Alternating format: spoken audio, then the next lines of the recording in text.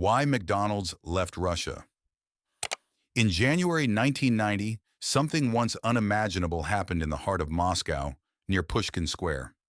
McDonald's opened its very first restaurant in the Soviet Union. For many people at the time, this wasn't just an ordinary fast food restaurant opening. It was an incredibly powerful symbol of the end of the Cold War.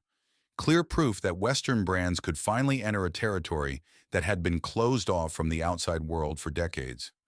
Long lines of Muscovites eager to try hamburgers and soda became such an iconic sight that it was covered by media around the world. But 32 years later, this story would end in a completely different way. In this video, we're tracing McDonald's full journey in Russia, from a symbol of globalization optimism to one of the most symbolic business decisions a global company has ever made, in the middle of one of this century's biggest geopolitical crises. After that historic opening in 1990, McDonald's kept building its presence in Russia for 3 full decades. During this period, the company built an incredibly large business, nearly 850 restaurants spread across the country, directly employing tens of thousands of people. This scale of operation wasn't just a small line item on the company's financial reports. The Russian market contributed meaningfully to McDonald's overall global revenue. This was a business built through massive investment, relationships with thousands of local suppliers, and tens of thousands of employees whose livelihoods depended on these restaurants running. Imagine the scale of the challenge involved in even considering walking away from all of this. Not because of business failure, not because of losing to competition, but because of something far bigger than ordinary commercial considerations. This major turning point came in February 2022, when Russia launched its invasion of Ukraine. This event shook the global geopolitical order and forced many multinational companies to reconsider their position in Russia. As an initial response, McDonald's decided to temporarily close all of its outlets in Russia in March 2022. This wasn't a cheap financial decision. The shutdown cost the company around $55 million every single month. Interestingly, even though every restaurant was closed and not operating, McDonald's continued to pay its employees' salaries throughout this shutdown period.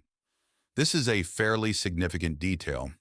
It shows this decision wasn't simply about instantly cutting business ties, but a process that took into account the impact on tens of thousands of employees who depended on these jobs. McDonald's CEO at the time, Chris Kempczynski, delivered his statement through an internal memo to the entire company's employees. In that memo, he stated that the decision to exit the business in Russia wasn't an easy one. Given the scale of the operation built over decades, combined with the increasingly complicated operational challenges of doing business in Russia at that time. The most important part of his statement was the acknowledgement that the company couldn't ignore the ongoing human suffering caused by the war in Ukraine. According to him, continuing to own the business in Russia was no longer consistent with McDonald's corporate values. This is a statement worth paying close attention to, because it shows how a massive business decision involving hundreds of restaurants and tens of thousands of employees was ultimately framed not purely as a financial calculation, but as a decision rooted in the company's values and principles. On May 16, 2022, McDonald's officially announced its decision to fully exit the Russian market. No longer just a temporary closure, but a permanent exit from the country. 11 days later, on May 27 to be exact, it was announced that all of McDonald's restaurants in Russia would be sold to Alexander Govor, a local licensee who had previously operated 25 McDonald's restaurants in the Siberian region. This marked an extremely historic moment for McDonald's.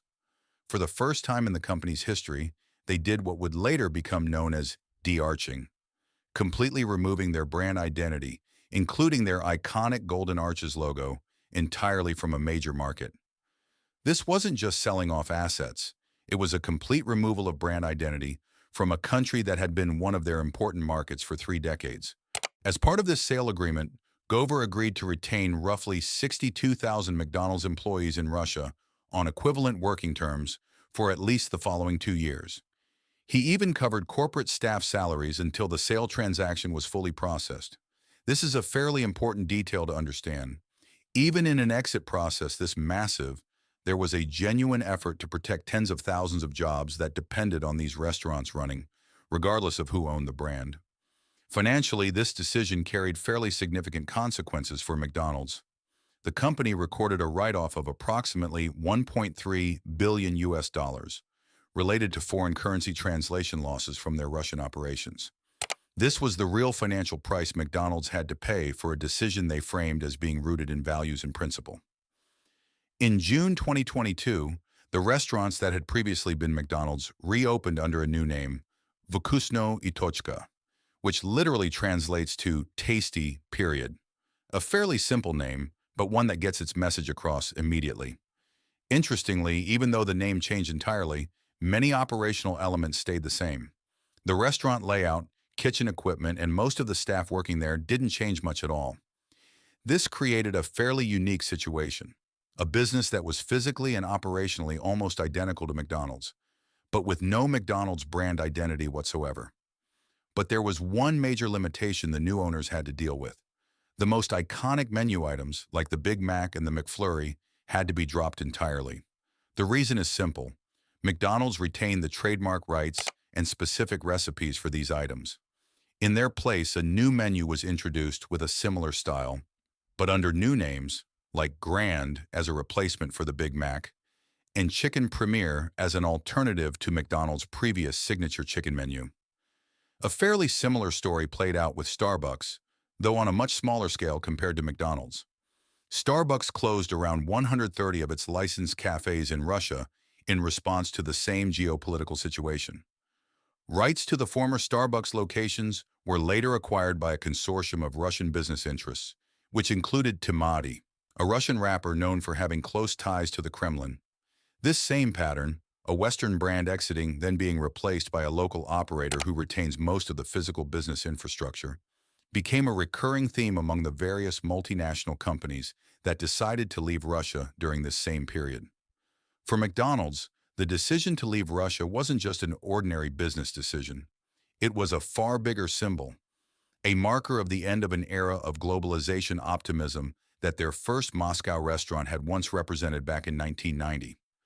If their first restaurant had once been a symbol of openness and an increasingly connected world, then this closure became a symbol of the opposite, a reminder that global economic ties that once seemed so solid can shift dramatically within a matter of months when the geopolitical situation deteriorates. Interestingly, McDonald's appears to have left the door open to a possible return to Russia in the future. Kemczynski closed his message to employees not with the word goodbye, but with a Russian phrase meaning until we meet again. A fairly subtle but meaningful choice of words, implying that the door to McDonald's returning to Russia hasn't been fully closed. Today, the restaurants that used to be McDonald's remain busy under their new name. This proves something fairly interesting. Market demand stayed strong, even after the original brand fully left. Russians still come in to enjoy burgers and fries, just under a different name on the sign out front.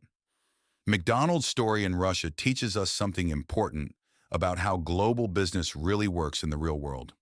A business foundation built over 3 full decades, with massive investment and deep relationships with tens of thousands of employees and local suppliers, can still change dramatically within a matter of months when a geopolitical decision far bigger than ordinary business calculations takes over. This is a reminder that multinational companies, no matter how large, ultimately operate within a geopolitical system bigger than themselves, a system that can force major change in a very short amount of time, regardless of how solid the business foundation built beforehand may have been. If you enjoy discussions about global business, history, and geopolitics like this, don't forget to like and subscribe so you don't miss other interesting breakdowns. See you in the next video.